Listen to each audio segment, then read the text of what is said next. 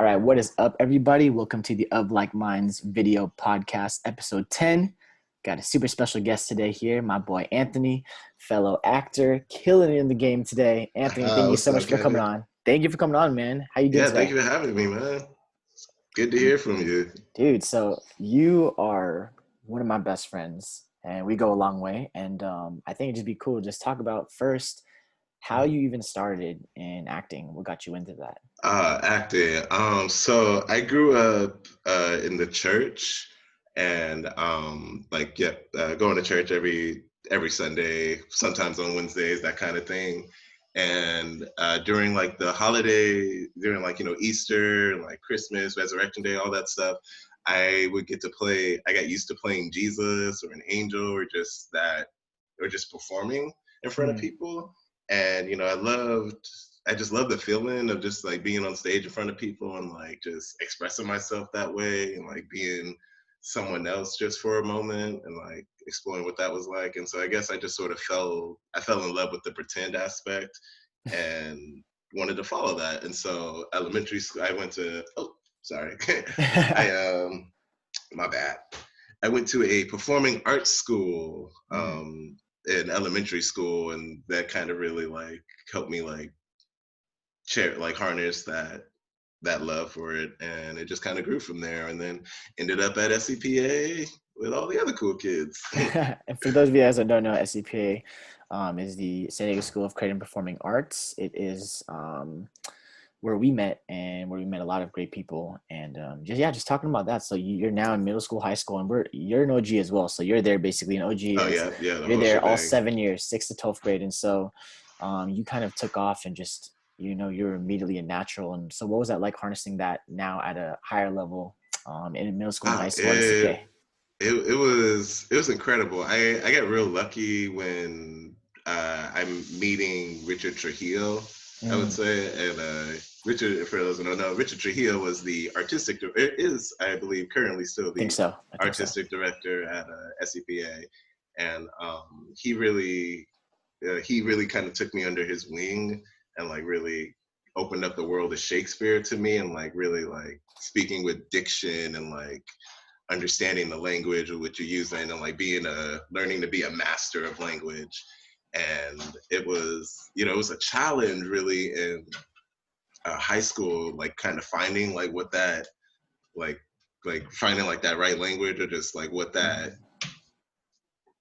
what the monologue is calling for, like what the text is calling for. Like sometimes it was harder to figure that out through Shakespeare. I was never, I like, even to this day, I'm still like not a big Shakespeare like buff. Like I feel like in a lot of ways Shakespeare can expose you, yeah. and because you can't really hide behind a lot of like the words up there, even though Mm, he gives you like everything you need right there in the text. But yeah. figuring that out was a lot harder in high school, and like when I got to college, it I became better at that. I learned Mm. I had some real solid voice teachers coming up, and who really like helped me figure out this language thing and speaking with intention and not Mm. letting any word be there's no such thing as a throwaway word Mm. or like a throwaway phrase. Like every word, everything is important. So you speak highly of your teachers that you had in college. So if you can just speak on, I know that you went to Cornish, and that's located in Seattle, Washington. Mhm. And so from an outside perspective, you would think normally that maybe LA or maybe New York would be the initial place you would go for theater, or at least for the arts. Usually, And what was the main reason, or what were the motivations by choosing um, Seattle and Cornish? there's a few things. Well, number one, Cornish was actually the only school I got into at the time. Oh. I auditioned for like all these other places like USC, and Cal Arts was like my Mm, number one school I was really like pulling yeah. for, that I really like. Like even I remember like even doing that audition, I really thought like, yeah, I killed that shit. Like I left it all there, There's a and lot of like those. There's a lot of those. I know, right? Yeah, just like, man, I know I killed that shit. Like what? And so like not getting that one hurt. And then so when I found out that Cornish, the school in Seattle, was the only one I got into, I at the time I knew nothing about Seattle. All I knew about Seattle were the Seahawks. It's like that. That was my extent of like knowledge. Mhm. And at the time, I remember Cornish had they had actually come to SCPA for like the college, like one of those college recruit meeting center Mhm. things. And I remember I didn't go to the meeting, but a lot of my friends in my drama class did.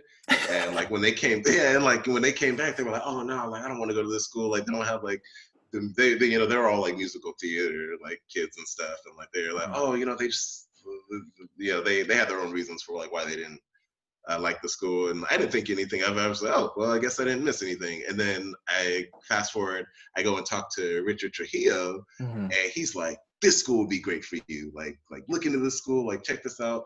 And so like he was the one that even like convinced me to audition for the school in the first place. And Whoa. so like from that audition, I got in. I was like, all right, it's either go take a chance on this new city or do community college here in Seattle or here in San Diego. And Yeah. so and at the time I was really like fiending for a change of scenery. Like Mm. I wanted to just kind of get away from the family for a little bit, just not Yeah. too far away. I just wanted to like, leave. But yeah, and then I moved up to Seattle and haven't looked back. Like I love it up here. I love the weather. Like it rains a lot. It's sunny. Trees is always green.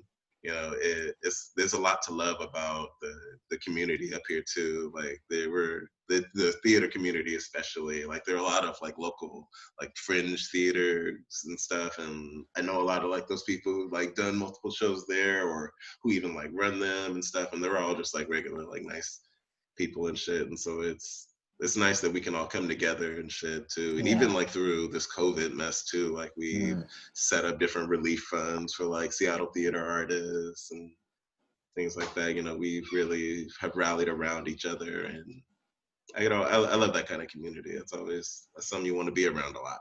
No, absolutely. And I remember when I visited you in Seattle a few years ago, you had told me about the community and how like having theaters, just like just a bunch of theaters all around, and how that kind of like, so how does that kind of change the environment and just the whole build of like of the theater community, like just having so many theaters available? Well, it makes yeah, like you said, it makes like it makes seeing shows like almost like impossible not to do because like Mm. there's constantly like a show going on, and on top of that, a lot of the local like fringe theaters do pay what you can nights, and Mm.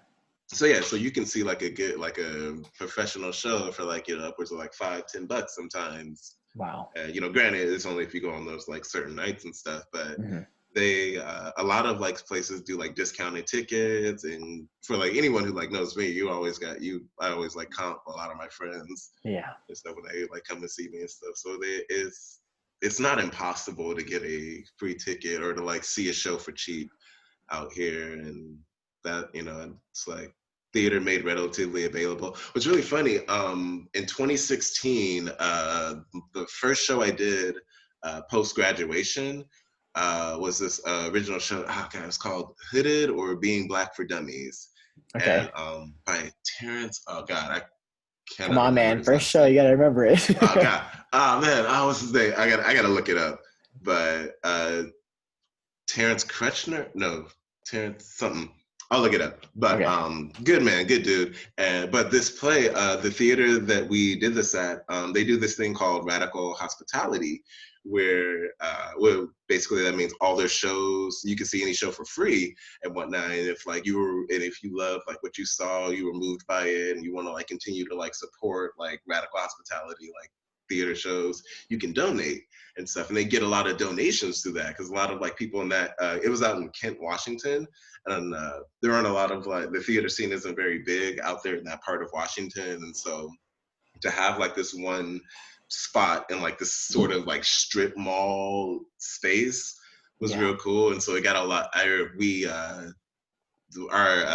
had it was a good like successful run. We had a lot of like sold out shows, and they got like a lot of press, and then they put us in the Seattle Times at one point, and it just kind of like took its own life from there. And it was real cool too because you get like every night it's like a room like full of fucking people, Yeah. and it's like, wow, they're all here to like see you do your thing and shit. And so it was real cool. It was real special. And then the talk back and stuff afterwards. Like I love doing shows that I don't want to like say like politically active shows, but I like shows that have like a element of like real truth to them, like truth Yeah, that we can all relate to with what's going absolutely. on in the world today and stuff. Absolutely. And so I can really appreciate a show that like challenges like a status quo or like challenges like racial injustice or societal like changes and shit. And so yeah.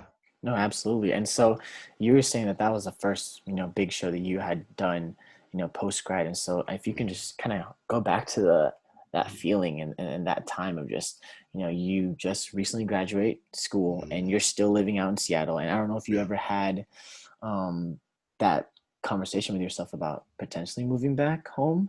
Oh yeah, I Um, had that a lot through college. Like sophomore year was probably like my like I may not make it. And like originally, I remember thinking I wasn't gonna come back too after finishing the school year. That year, I flew back to San Diego, and I remember I was at my grandma's house, just like, well, I can't. I'm not gonna be able to afford to do this to like do the school thing anymore. And my theater department chair like happened he like called me that day and like left me a message, but apparently I had won their big junior scholarship thing. I didn't even know I'd entered the scholarship or whatever, but apparently I had won.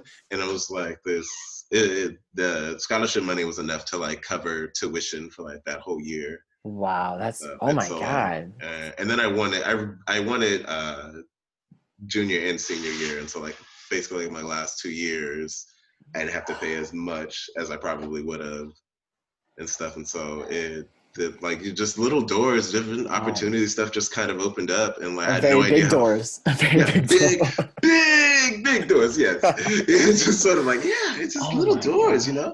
But yeah, very very thankful for it. And I remember like after like graduated, I remember thinking that I don't want to feel like I wasted this like Mm, opportunities and stuff, and so I want to make something of it. And so to get to do Hooded, to like book that show and like that be the first show I did post like graduating, and I was real. That was like a moment I was real proud of myself for oh, of like course. And doing that. how? Because then like immediately after that show, I like booked two other ones, and I got to work. I got to do a show. Uh, I got to do a play that I had worked on this play my whole freshman year of college and Mhm. stuff, and it had been like it's called Raisin in the Sun, and I had been like I knew I'd always wanted to do this play at some point and stuff because we had done these scenes like so many different times and shit that I'm like, yeah, like, I would love to play. I would love to play Walter Lee one time in Yeah. a production of Raisin in the Sun, and I didn't get a chance to play Walter Lee, but I got a chance to be in the production, like because Seattle Rep had like reached out, was like, hey, do you want to audition for this thing? And I auditioned, and I had to be a part of it, and it was like it was incredible, and like things just kind of just open up and like just go different ways from there. But I was very like thankful that for like 2016, 2017, those years are real good to me in terms of Yeah, yeah, yeah. theater. Well, Like so real. what year did you graduate? And how long was that I time graduated between? May of 2015, Nice. and So then I what did was it? Yeah. Hooded the summer after that. So after so I mean if you can just shed light on a bit of just, obviously it was great once the ball got rolling once you booked the first play, but if you can even talking about that initial it's rough going into post grad Yeah. immediately. So that first year, like what was that like working towards getting to there? Like what was that time like? It was a little. It was very daunting because it was like not only had like this, I had like booked this show, but I was like the lead of this Mm, show, and it was my first like lead like post like graduated. I've like played leads and stuff before, but like this was like to like I felt like I know this wasn't the production we did wasn't the original premiere of it, but I felt like I originated like this role. Like part of me feels like I originated this role like for myself.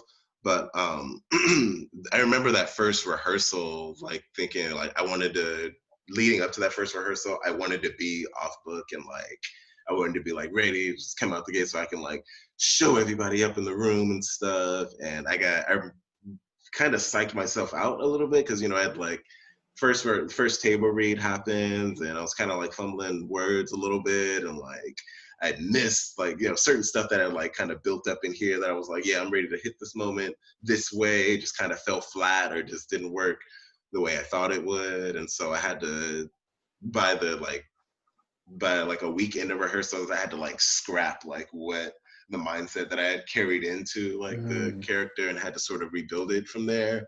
And what really like kind of helped like with this process is the scene partner I was working alongside, Mick Montgomery is his name.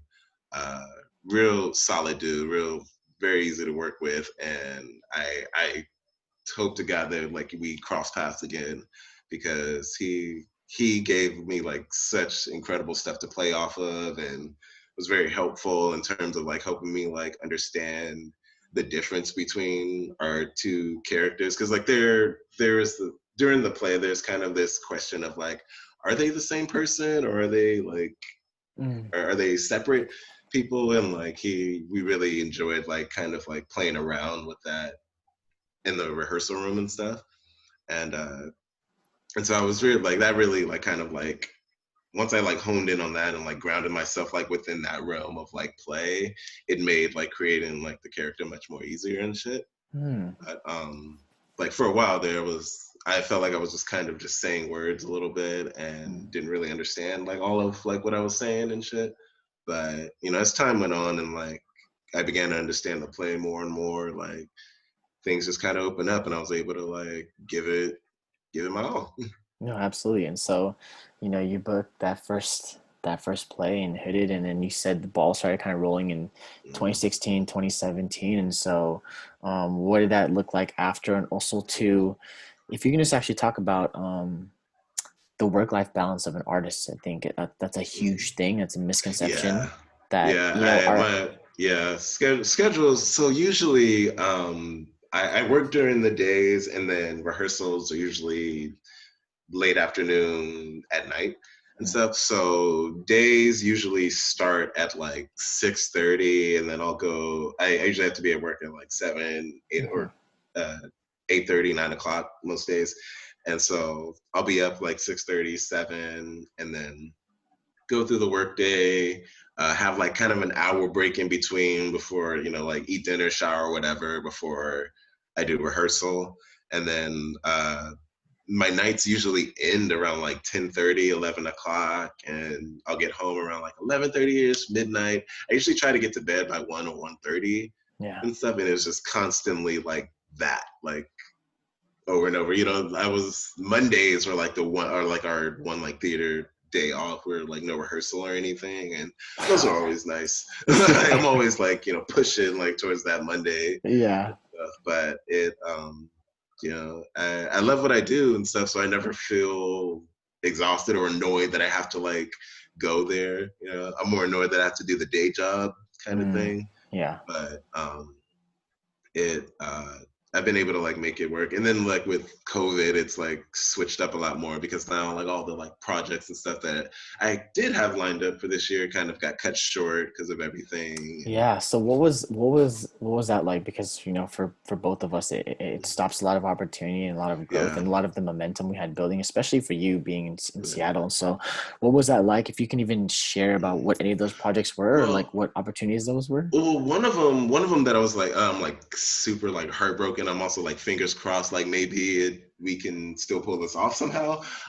It was a children's show, and for Seattle Children's Theater, and I've worked with the Seattle Children's Theater from my internship. I did my senior thesis was an internship I did there. I was an Hmm. understudy for a show there and stuff, and and so like I know some of the people that work there and stuff really well, and they're super like lovely people, and I love the audiences that we have for like those shows too, because these Mm, like the like kids experience theater differently than adults do, yeah. and like the awe that they get from like certain things it just hits different you Yeah. know.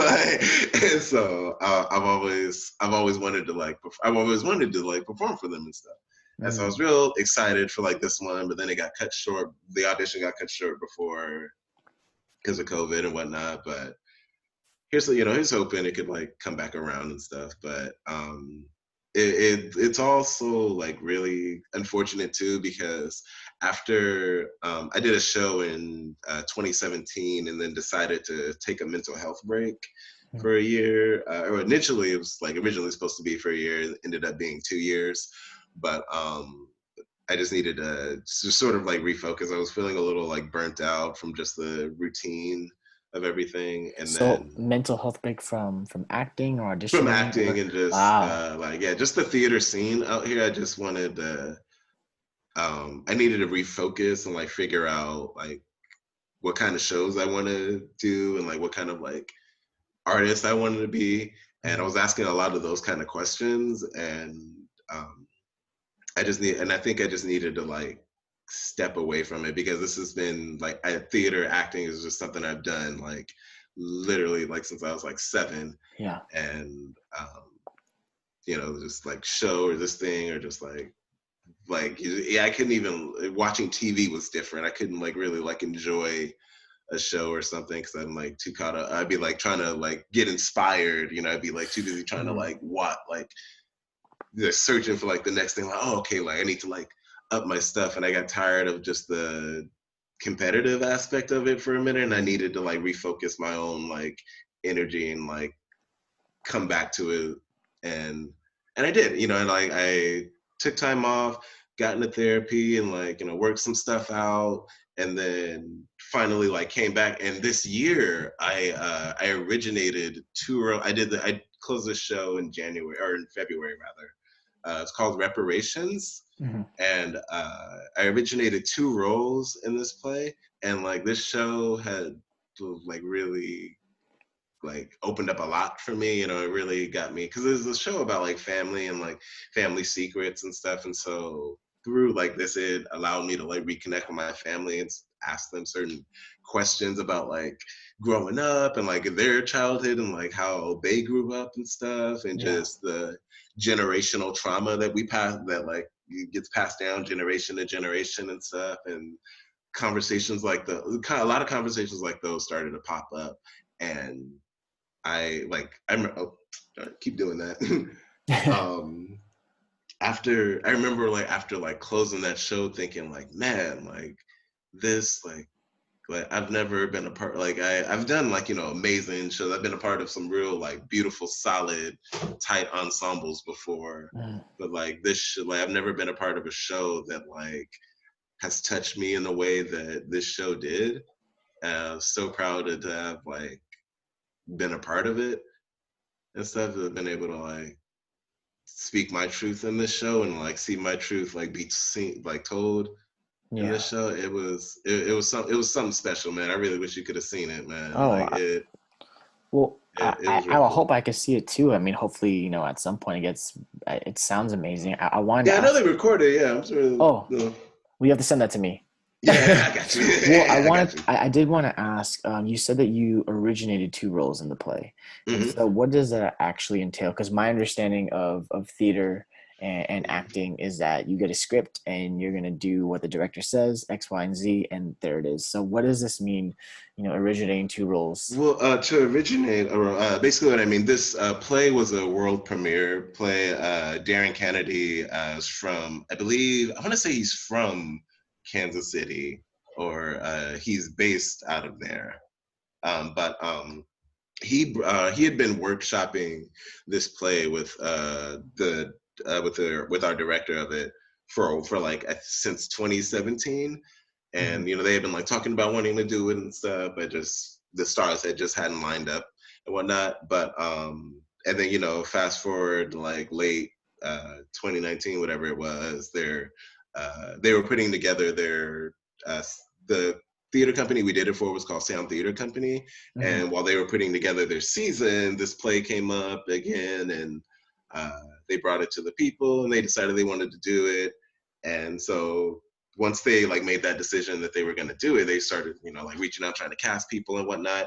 And I almost missed this opportunity too. It's kind of funny. Like because so the director, she had called me originally, and I didn't have her number like in my phone or anything. And I don't really answer numbers. I don't know. I'm like, it's like student loans and some shit. Like I'm like, y'all need to chill. Y'all go get y'all money. And so I missed a call originally, and various people had been trying to like reach me through like Facebook and stuff. I was like, hey, like this person's like trying to reach you. And so eventually, we like got into contact, and I had like listened to the voicemail that they had left, because I didn't even pick up the voicemail that they left about like this thing. I like saw that and just assumed that it was like some student loans drama, and just like didn't even open it, just like left it there. I'm glad I didn't delete it, but it just, I almost nearly missed the thing, but it all worked out, and it was incredible. Like, and I'm so happy because like doing that show was my first show, like being back after like this 2-year hiatus, and Mm. came out swinging. And so like I'd finally like back in the groove, and then COVID hits. And I'm No, like, and that you actually hit it right on the head. Like, just what is that like taking a break from something that you have basically known since you were a child? And I kind of almost related to like Dave Chappelle when he took that 12-year hiatus and yeah, kind of right, like yeah. really doing it for himself and then we've talked about this before and you doing that for yourself, but I didn't realize how long that break was. So what was it like post that break after you took that mental health, like for Hmm. you personally? What was it like moving forward? Like what did that do for you, like for your love for Oh, I acting, your work? felt rejuvenated. I felt I could look at like certain characters, certain scenes differently. I got more back into my instincts as an actor, and like trusting like where Mm, my body is faced in, trusting that my body knows where to move, like all the stuff that I would like think about like constantly. Like one of the things that was like my constant like, where it's kind of like an actor joke thing too, of like, what do you do with your hands and yeah. shit. And I remember like I'd be in the middle of a fucking scene, and then like I all of a sudden would just tap into like, what is going on with my hands right now? Like, what am I doing with my hands? Like, why don't I feel comfortable? And I would just keep moving my hands around, trying to get them to be comfortable. And I couldn't just sit still for like any number of time. And so like, and now, I'm like, and now I'm still as ever. But but like, I can attack the work differently and like better now. I'm doing everything better, even feeling better. Mm, Like the mistakes that I make are newer mistakes. They're not like ones that I've like been making since through like college and in high school and stuff. A lot of the idiosyncrasies I had as an actor are starting to like dissipate, and yeah. I'm able to like mask them better. Mm, And so I think it's like, coming back, it's made me a better artist. It's made me a more focused and like more daring artist, I would mm, say. I'm willing to like take more risks that I necessarily didn't before. And it just sucks that it gets cut short again because yeah. of this shit. Well, But I like was it's go Yeah, ahead. I was gonna ask just with you taking that break, and so maybe what were you doing as an artist to still continue your training? Like, were you doing any specific exercises or just kind of things to keep up your training? Or if it's more for you, like Um how what was that like? Did you completely abandon or? well, I just kind of had to like yeah, are you talking about like when I took the break from acting, what did I do in that Yeah, time? or like Or were you still like trying to remember, like work on lines well, or kind of, I through? would my cousin Jamar, like we talk a lot. He does theater too, like out in Hmm. Kansas City. And so he would like call me, he would like, talk to me, and we would exchange actor stories, stuff. And we would like talk about like theater and different shows that we're watching and stuff. And I guess I kind of took that moment, I took that time off to just try to enjoy shows without like, or like I started watching shows and try to think about like why I enjoy certain types of TV a Mm, lot and stuff, or like why I enjoy certain actors so much and stuff. And and then on top of that, and I started to write a little bit. Like I have this play that I've been like kind of like developing like for over a number of years now, that I've been like itching at writing at. And so like in this break, I kind of sketched out like like the plot of it and just like kind of a storybook type of deal. But oh, okay, I Nice. kind of see like what the story is now. And like I've been writing. You know, I took this time off to like write it. I didn't complete it completely. I didn't like finish the play completely, but I've gotten a good enough chunk of it. I'm like, okay, I know exactly where I'm going with this thing, and it's just a matter of now of like sitting down and finishing it. But because like my strengths are in like theater or in like acting and stuff, I was like kind of eager to get back into that. I wasn't Mm, as eager to like completely like dive into the writing skill, but I started to take writing classes as a result. I signed up for master class and took, amazing. yeah, I took Shonda Rhimes writing for TV and stuff, and like helped develop my own little like pilot episode for the thing. So I'm like, okay, got a little so like I picked up a new habit, I guess, you know, in like in the midst of it, but it's still one that I'm like still learning too. I have to like I don't I struggle with identifying as like a writer, you know, because like acting is like what I'm like where my strengths are at, you No, know. for sure, but I think it's important. Just even that can open up avenues, and if the passion for acting, burns out, or say you just want to make a pivot, like that's really awesome because I feel like those two things, even just seeing it from the writer's perspective, Mm. can really change and kind of enhance your skills as an actor, and so Hell yeah. it just helps you get more well versed. I love that. Um, Talking about, so we graduated high school in Mm. 2011, and you Oof, seems like a moved. lifetime ago. Seems we're coming up on 10 years. It's kind of wild. And so Oh wow. I went to LA and to do the whole artist thing, and you went to Seattle to do the whole artist thing. So how was it like been living in Seattle, all the adjustments coming from San Diego Oh and just man, theater out there? it's kind of a culture shock a little bit initially. Being in San Diego, I'm used to, seeing a bunch of different like a bunch of races and stuff, Black, Asian stuff. I moved up here, I saw a lot more white people than like I've seen in a while and stuff. And, I've always, even the, I've never, I've been the only Black person of color in a group of like white people before and shit. Mhm. And so like, I was never nothing new, but, uh, I don't know, what really struck me up here, what struck me first up here was just how friendly everybody was and stuff. And Hmm. like, it was, really, okay, like I got a real sense of like community up here, like these are community people up here. And I was like, oh, okay. Like, I can vibe with it. I can vibe with this. And sorry, get that out. But yeah, I was vibing with him, and there were some like moments of like just like racial tension, I guess I could say. I had the first year I moved up here, freshman year, I got stopped on the street, like stopped and frisked and shit, like pulled off to the side, because I like matched the description on some shit or whatever. And that was very daunting too, because like at the time I was headed to my mentor's house, and I was walking up this giant hill, and it was around like 5:30, 6 o'clock or whatever. So traffic was like real bad and shit. Yeah. And, as I'm like walking up this hill, I see like this cop car that's kind of just strolling, like on the side of me and shit.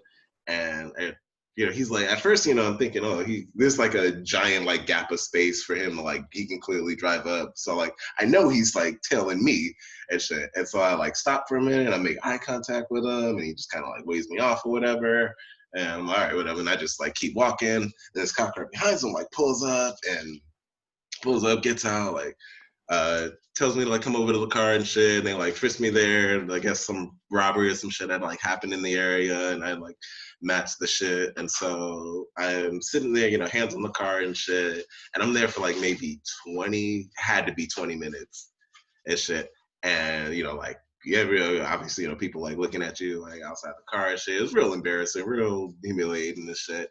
And I was like, oh, like fuck all that. From that moment, I didn't really like walking around like by myself at night and shit. If I was gonna go somewhere, it was gonna be me and my roommate or somebody else and shit. There was no, and if I could avoid walking out by myself, I would and shit. And so Yeah.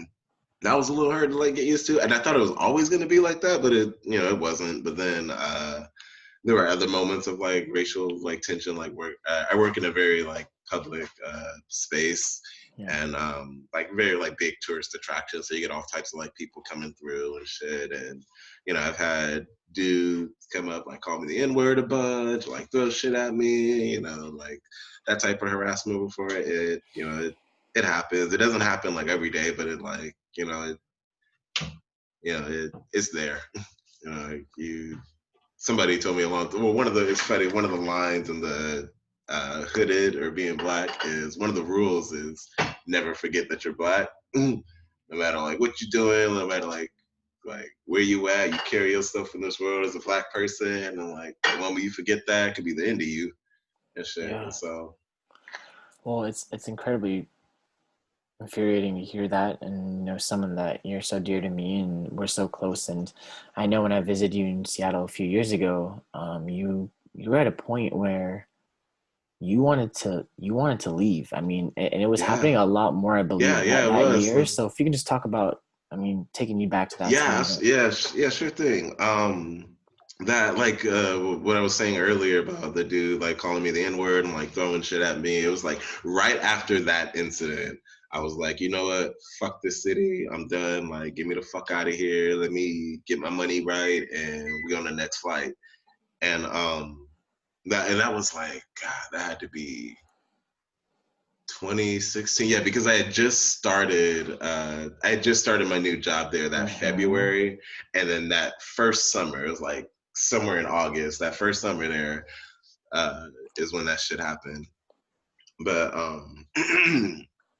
yeah, like after that shit, I was immediately like, yeah, like, I can't do this anymore. And then I had to have like sat with myself for a minute, and I had to like analyze some shit.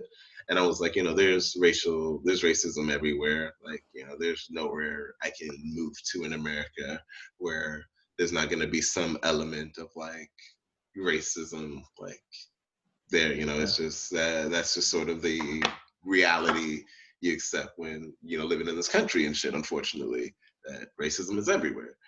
And you can be in denial about it, or choose to not let it like hold you back, and like do whatever and stuff. But not everybody is lucky enough to like walk away from a lot of like the racism they encounter, and that type of like prejudice and shit. And so and I started to think about like why I loved Seattle, like what made me like fall in love with Seattle in the first place. And really, it's the people that were like relatively in my community, the people that I fucked with on the day to day, like that made this city like worth like staying around. And then at the time I met my girlfriend, at the time and shit, and that really kind of like, oh, maybe I could stick around here for a little bit. Yeah. And that was nice.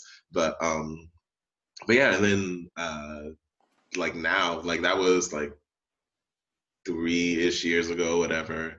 And like now, now I look at, if I do, eventually I will like probably leave Seattle, but right now I'm not in a rush Mm. to like leave. I do want to travel, I want to travel the world. I want to go to places. Chicago is like the place that I Mm-hmm. don't know if we mentioned that earlier, but that was where I Yeah. was going to go in Seattle, after like moving out of Seattle and shit. And that's definitely still in the places of like to travel and shit. And so I know, the world is still my oyster. I can still do all that. I can still live in different places and stuff. And that, Absolutely. I don't have to live on some set schedule. And that's what I kind of like started beating myself up about, is that like, I made the bold claim that I was going to leave this city, and then I didn't leave. And it's like, oh crap, I'm a fake ass bitch, man. Like, ain't this some Mm. shit? And so like, it was a lot of like that, like, talk in my head that I had to get myself out of like, I don't run on nobody's schedule but my own, and I can change my schedule whenever the fuck I want. No, absolutely. Yeah, and so it was understanding that, and moving on. No, and it takes a while to get. I feel like I'm still dealing with that, and we're all still dealing with that. We get so fixated on like this has to happen by this point, but Yeah, right. Yeah, yeah. Like I should be a millionaire right now.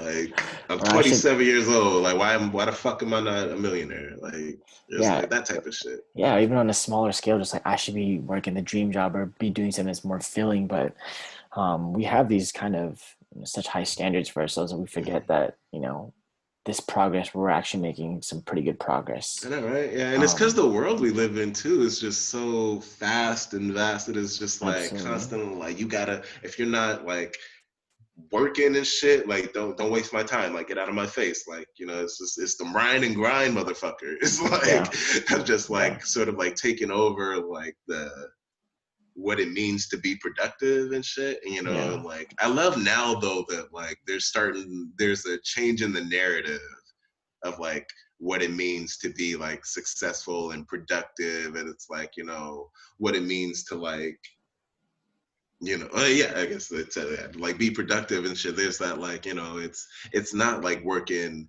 89,000 hours a week or whatever, and then like no vacation time and shit. It's like no, it's like taking care of your mental health, making sure you're eating and like working out or sleeping and shit. yeah, It's not all about like just doing the work. You gotta take care of your mental state. You gotta take care of your physical body. You gotta do the other stuff, besides the like grinding and shit. You can't just grind like on the field or on the stage and shit. You gotta grind in your food and you gotta grind in your health and yeah, shit too. And it uh like but yeah, and I love that like, now we're starting to see an embrace of that. You're starting to see a lot more like yeah. self-love, self-care projects and like influencers like all out and about and shit. And like, I think that's a beautiful thing, man, because I think the world needs more of that. Like, hey, you're doing a good job. Like, fuck what like society tells you you should be,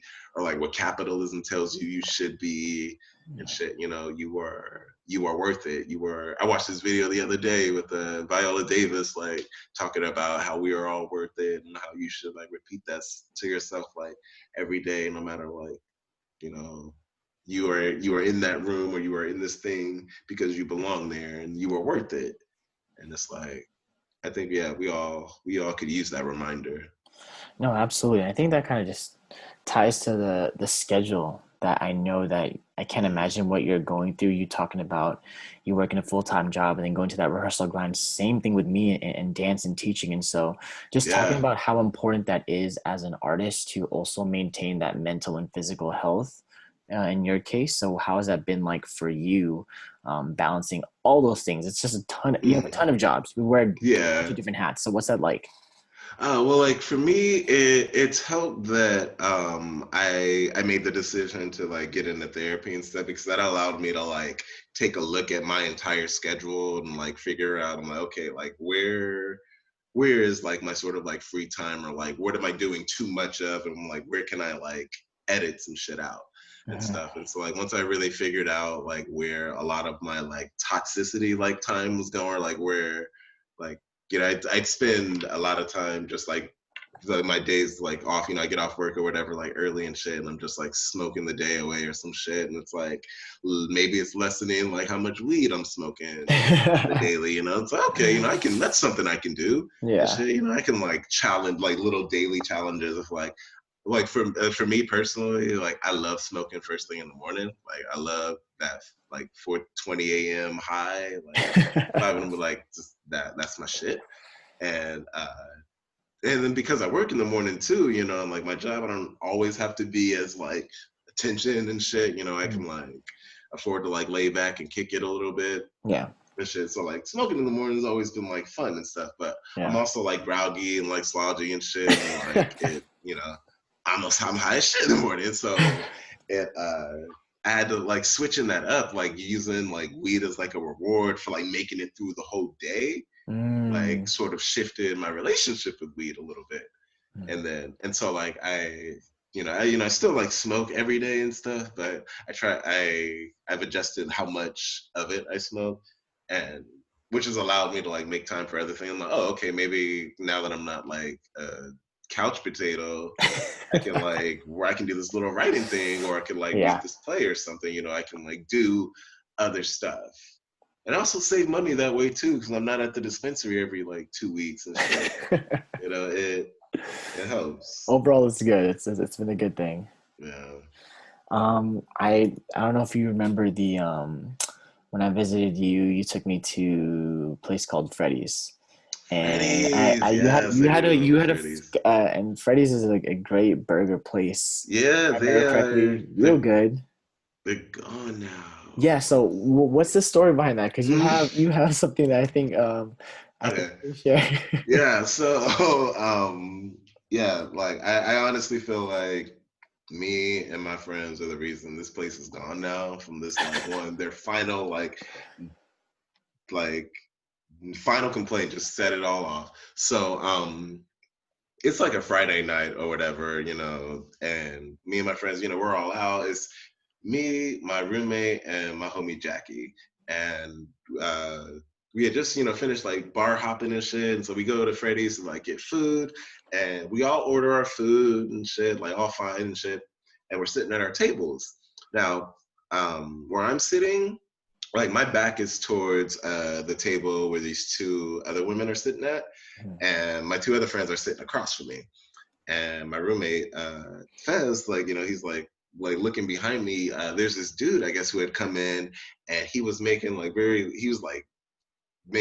like sexual gestures towards these women. And my roommate saw it and like stood up and like walked over and like politely asked the dude to leave and shit. And like it was fine, you know, like he like didn't like threaten him or anything like that. He was just like, yo, you're bothering them. Could you leave? And the dude left. Like it was fine. You know, he handled the situation like perfectly and shit. Mhm. Then the motherfucking manager slash cook dude behind the fucking counter or whatever, like starts yelling at my roommate Fez and was like, you don't need to be talking to customers like that. You don't need to be like coming at him like you, like who do you think you are? Like all this shit. And I'm sitting there and I'm like, bitch, you was sitting there the whole fucking time. You didn't say shit. Like he over here like harassing this woman like fucking like all this like sexual shit like thrusting in her general direction right in front of you and you ain't said nothing. Like Yeah. don't try to boss up now, you punk ass. Yeah, you know, Yeah. we all went off on him. And like and then you know he like kicked us out and all this shit. And I was so upset, you know. I pulled a Karen and was like, let me talk to the motherfucking manager. And I like went and I like messaged their like Facebook. I'm like I like their Facebook page and I like went on their page and was like ripped them a new one and was like, yo, your staff was like extremely disrespectful and like all this shit and stuff. And then like a week later, they were shut down. A week later, there was no more Freddy's. At first, I thought, I'm like, oh, maybe they just like adjusted their hours or closed early. But as I would like keep walking by there, like at random points and on different days and shit, like the chairs would still be up, windows closed, ain't nobody been in there. I'm like, oh shit, they gone. And yep, and I'm like, it is sad too, cause like that was my spot, Yeah. man. Them Really little good. burgers, man. Man, them suckers is good. But But you stood up for it, what was right, yeah, and man, they did us dirty, man. yeah. We was chilling. No, I appreciate that. I just I need to have I need a little that, especially now. The world is there's Yeah, just man, a so little much bit. going on. Yeah. Um, I did also want to ask you, Anthony. Mhm. Um, with the current climate, and this is something that you've lived your entire life. But just speaking to whoever's tuning in, by the way, and just we got Anthony Simmons on the video podcast here. Hello, everybody. What what's it been like for you moving out to a new city, knowing absolutely nothing about it, um, and then for you, I know having to do all these working multiple jobs and being out early in the day, and then having to be out late at night. I'm sure that has a significant effect on how you feel, especially being African American male in an urban city. So, what's that just been like, just being out there?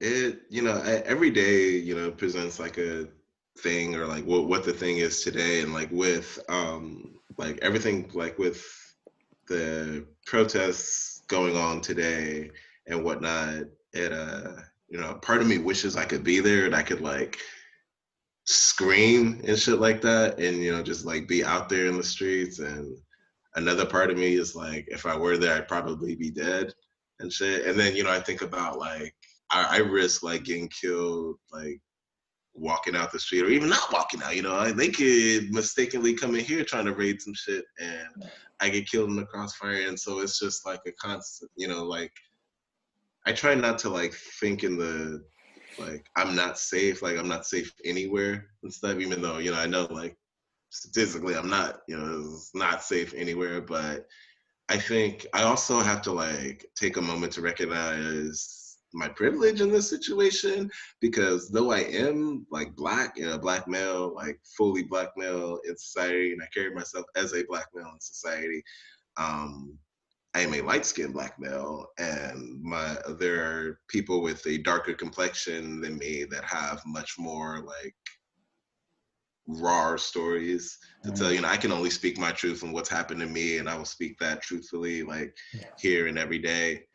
And because I've had my run in with like people being called the N-word, or just like feeling like the outcast, like in a group, or like the other and shit. I have that experience there, and but I never want like what happens to me to take away from like someone who's like had it like way worse, or just like gets it on a whole nother level and shit. And so, but I use this moment now to like kind of on like social media and shit to like uplift like a lot of those voices and shit whenever something like this happens. Because whenever I look at the pictures of like some of these people that have been like tragically like taken away like through like police violence or some bullshit ass concerned citizen or whatever, it's always people that are like darker than me. It's like I look at Ahmaud, I look at Breonna Taylor, even George Floyd, who was like just taken away from us. Like, these are all like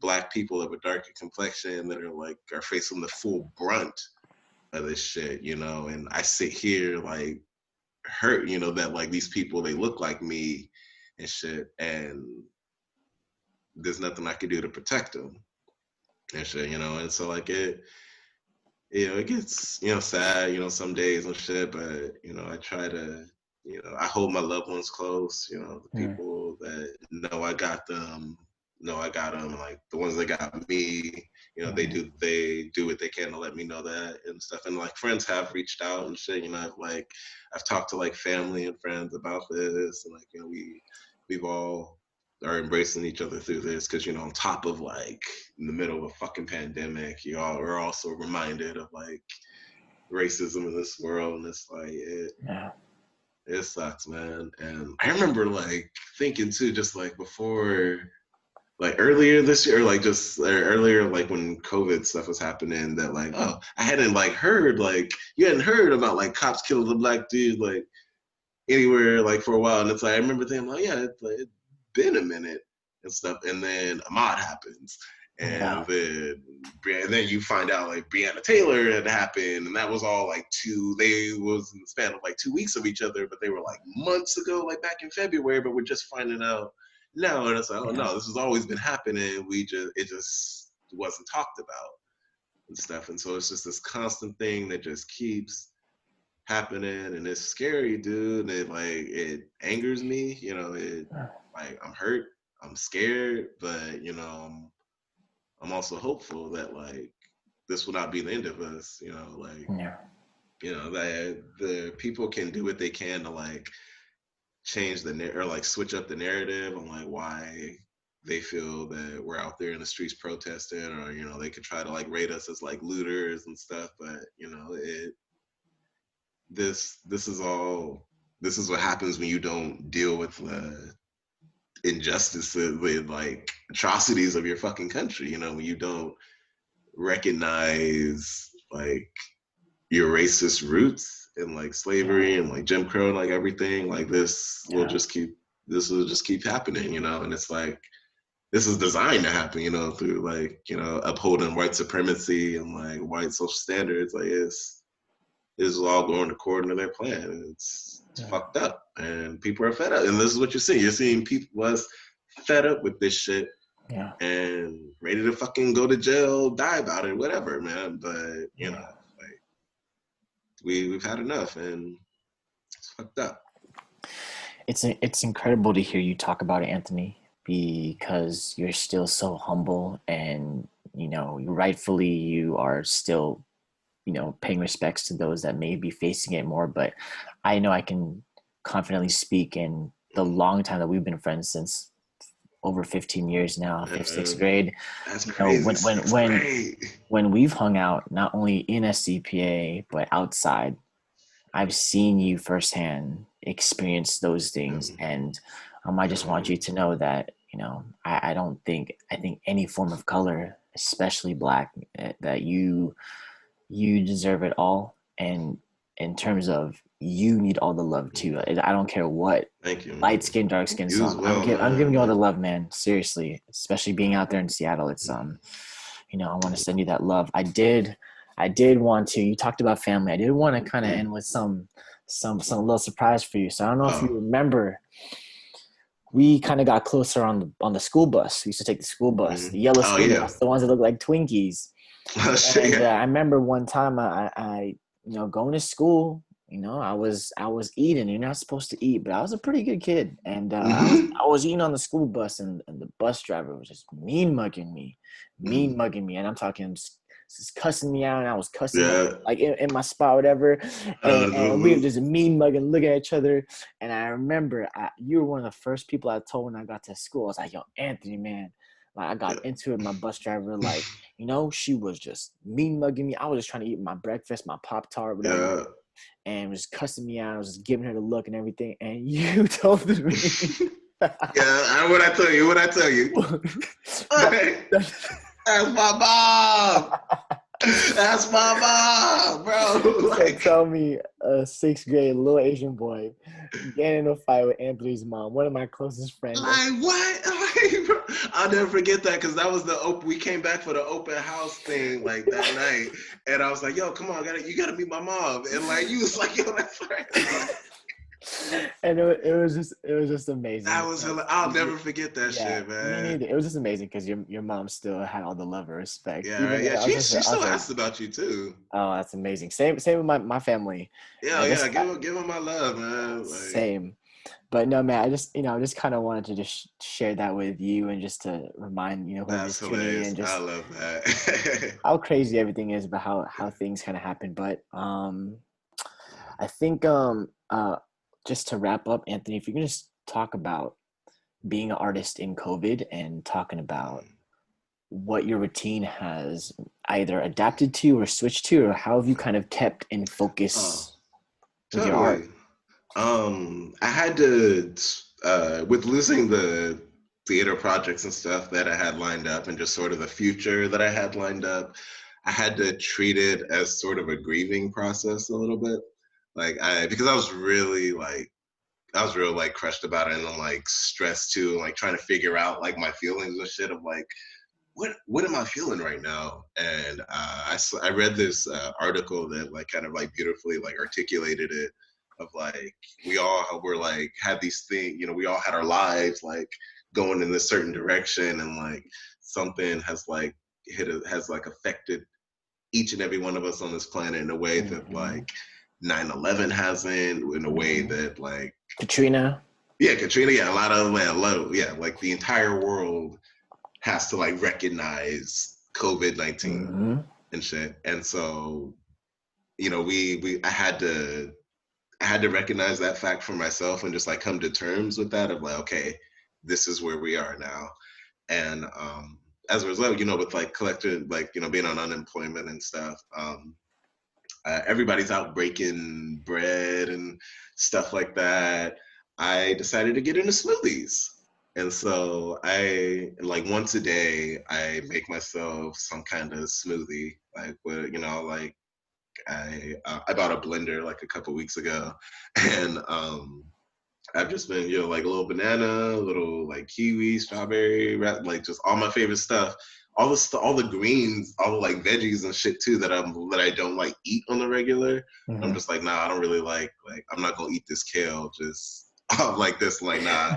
But in a blender, kale is pretty good, Yeah. like I'll eat, yeah. And so like I get a lot of like the greens and stuff that I wouldn't normally get. I now have a way to like do that, and so through this like COVID shit, I've like become healthier. You know, I keep my apartment Mm, cleaner and shit. I I like work out a little bit, nothing too strenuous and whatnot, but like, just enough to like, keep me active and just keep me focused. I've been taking like vitamin supplements. I basically have like used this time to better my health and shit. mm, And like, because I can't go out and make money now. So like, yeah. I gotta figure something else out.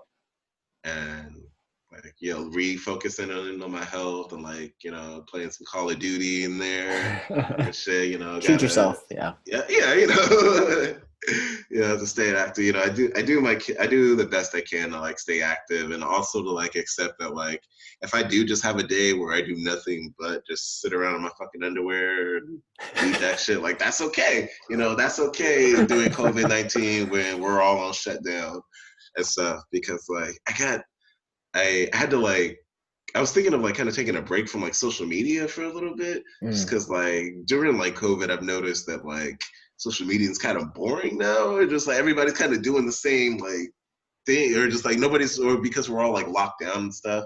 It's just yeah. random TikTok videos everybody's fucking making now. And shit is lip sync and shit. It's like we all bored as fuck, man. It's like it's like I'm tired of watching. And like the most like annoying thing to watch is like a bored celebrity, because I'm like, man, like y'all, like it's just. Yeah. And so yeah, it's just like I needed to like step away from it for a little bit. So I haven't been on Facebook today, and Good. like kept it up. But like, man, it's always something. But I love Well, it though. no, I love that. I love that you're refocusing on your health. That's the first and foremost important thing because without that, we don't have anything. Well, whoever is tuning in and listening, Anthony, you've had a rich narrative so far, and I think something that I'd love for you to shed light on, just some final thoughts, is I want you to think back to your 13 or 14-year-old self, and whether it's navigating in our current world or when we were growing up, everything you learned, the jobs you've worked, the experiences you've been in, the spaces you've been a part of, what would you look back and tell your 13 to 4-year-old self to kind of help navigate or inspire um, through life? Hmm. Oh man. Um, one of the like whenever I find myself like flustered as an actor or like I'm like on stage and I'm just like unfocused or something. Something my yoga teacher I had freshman year told me to do. It's like a mantra kind of she told me to like chant. It's breathe and feel your feet on the ground. And so like whenever I'm like, I'm like on stage and like a moment like isn't working or I know I like fucked up and like we're in rehearsal and I can like go back, I always take that moment to just like stop everything, take that breath, find like the words of like what I want to say and just say it or like that Mm, thing. And so I've kind of like taken that kind of idea into life, like when the racism in the world, like when the racial tensions are at an all-time high and shit is crashing around you, breathe and feel your feet on the ground. Because like once you start like panicking, once you start like giving into the wave of like all the shit that's like coming at you, like you're at their control now. When mm, you take that moment to like breathe and like connect with the ground underneath you, you regain that control, and then you can move through any situation, through any problem, as best you can. And I try to take that into, I wish somebody had like told me that, at that time. I probably wouldn't have understood what the fuck they meant, like I think, like what? Like I am breathing, but I think about that a lot. And so like when shit gets tough, just breathe, feel your feet on the ground, and then tack the problem. I love it, Anthony. Like I said, we go a long way, and you've come a long way, and you're still out in Seattle killing it. And I remember you telling me you were going to be the next Denzel, Yeah. and I absolutely believe that. Mm, And I'm looking forward to hearing more. And hopefully, at some point, if you ever end up taking your mm. talents to Chicago, or even, once things in theater start kicking Yeah. back again, I'd love to get you back on and to just to Hell catch up. yeah. And Hell yeah, that'd be so, dope. Yeah, thanks for having me, man. This has of, been great. of This is course. like I've never done an interview like this before. I was scared as shit when this was first starting. I'm like, wait, no, it's my boy here. What am I nervous for? It's my boy here. It's my Well, guy. I appreciate you, Anthony, and hopefully for the viewers or whoever's tuning in, you can take so much from Anthony's rich narrative and his experiences, and hopefully use as inspiration moving forward in your life. So, thank you guys for tuning into the Of Like Minds video podcast, episode 10. Anthony, thank you so much for coming on today and sharing time with me. It's been great to see your face and to catch up, man. Thank you, Kev. Thanks for having me, man. I love you, brother. All right, you Love you guys, too, will man. take care. We'll see you later next time. Take care, man. Yep. See you, man.